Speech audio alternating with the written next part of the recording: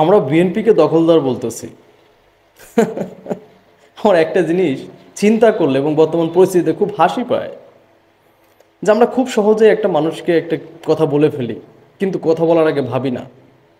আজকে যে আমরা বিএনপিকে দখলদার বলতেছি, জামাত ইসলাম যে শেখ হাসিনার পতনের পরেই ইসলামী ব্যাংক দখল করে নিল, এটা নিয়ে থেকে কথা বলি না। এখন বলতে পারেন যে ইসলামী ব্যাংক তো জামাত ইসলামেরই ছিল, জামাত ইসলাম নিবে না, কে নিবে? আচ্ছা ভাই, জামাত ইসলাম নিবে সেটা তো একটা আইনি প্রক্রিয়ায় নিবে না, সে তো জোর করে নিতে পারে না। জামাত ইসলাম তো জোর করে নিল। এখন সারা বাংলাদেশে বিএনপি যে নেতাকর্মীগুলা তারা তো দখলদারি দিচ্ছে, আপনারা খোঁজ নিয়ে দেখেন, যেগুলা দখল দিছে ওইগুলা গত 15 বছরেই আওয়ামী লীগ এদের কাছ থেকে কিনে নিয়েছিল।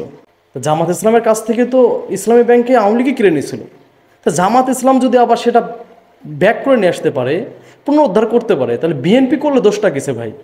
মানে জামাত ইসলাম করলে সেটা হালাল হয়ে যায় আর বিএনপি করলে সেটা দখলদারি হয়।